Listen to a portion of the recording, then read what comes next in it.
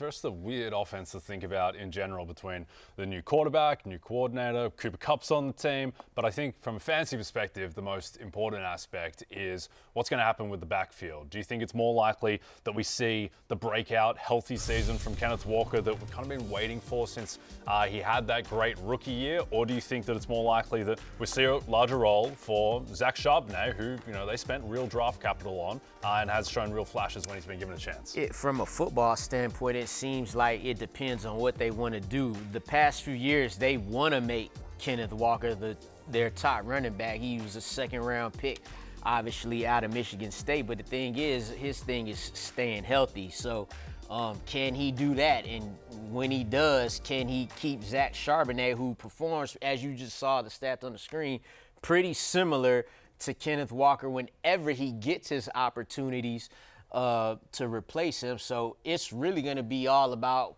can he stay healthy? To this point, he hasn't proven that he can. Yeah, he's missed multiple games in all 3 career seasons. It's weird, right? So, yes, new offense coordinator in Clint Kubiak, but, Mike Macdonald is still there as their head coach, and ultimately that's the guy that has the say over personnel. We've all seen the production. When Zach Charbonnet's out there, he's been great. And yet, when Kenneth Walker was healthy last year under the same head coach, Kenneth Walker was the guy that got all the work as well. General Kenobi, by the way, I believe that is his official rank. Yeah. General Kenobi. He's also Canadian as well. Yes, exactly. Well, to become a general in the Canadian Army. Congratulations, General Kenobi, on your storied career. He says, "I'd rather have Charbonnet than Ken Walker." I don't know if I agree with that.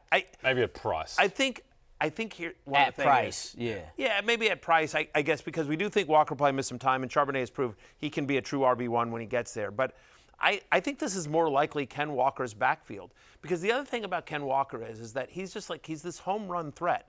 And so when you have somebody like that can break off those long runs, which we've seen before from Ken Walker, you need to keep giving him chances to do that. He is not a guy that I think will thrive in a true committee, right? I mean, I think you need to commit to him in a big way.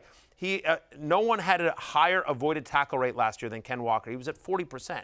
So again, if you can get him to open space, if you can, but guys bounce off him. He has that big playability, and so he was a top 12 running back in points per game last season.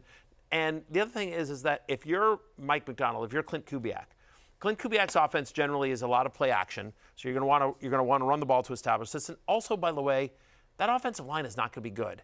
And Sam Darnold has been great under pressure. So I think if I'm Seattle, if I'm Mike Macdonald looking at my team as a whole, I think their best chance at winning is running the hell out of the ball, playing great defense, and when they get a chance and they suck in the defense, taking a shot to JSN, maybe using Cooper Kupp to move the chains a little bit. But I don't expect this to be a high-volume passing offense. I do think it's going to lean on the running game, and when they lean on the running game, I think it's going to be Ken Walker more often than not. Yep. Yeah, I mean, the thing is, you say he don't thrive in the committee. He can't thrive being a guy either, because when we try to get him to do that, he get hurt all the time.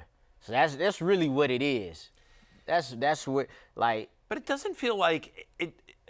Again, I don't have it off the top of my head, but it doesn't feel like it's the same injury. It just feels like it's been. No, it's not. Been right. It's been right. It's been a hammy. It's been right. Notice I'm not saying he's injury prone. Right. I'm not gonna go there with it. But these guys, the stat production wise, very similar for these guys. Lawrence Austin Wiley's got a question. Yep. Thoughts on drafting both to lock up the backfield, Lawrence? By the way, Austin Wiley, that sounds like an American name. Or Australian. That could be an Australian name. Could Wiley? be. Yeah, I know some Wileys. Yeah, I'm sure you do. In Melbourne. Yeah, the thing with that is I do believe they're gonna, as long as Kenneth Walker's in there, he's getting that 15 to 20 carries, definitely touches per game.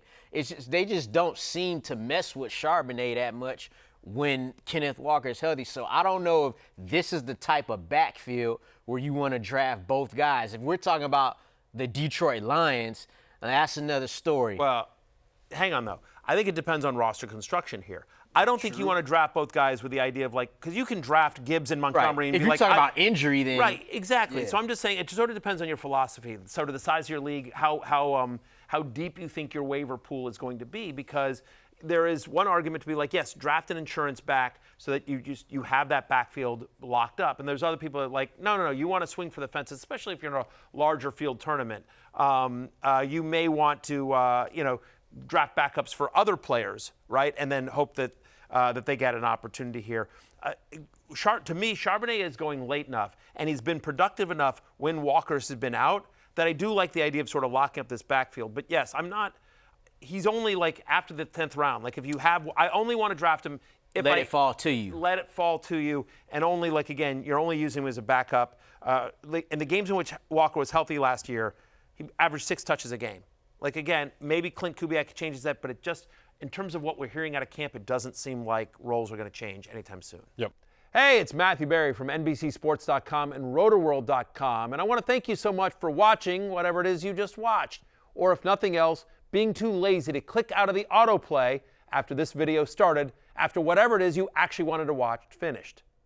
But now that you're here, I'd like to take a moment here to ask you respectfully now, okay? I'm asking you respectfully to subscribe to the NFL on NBC YouTube channel.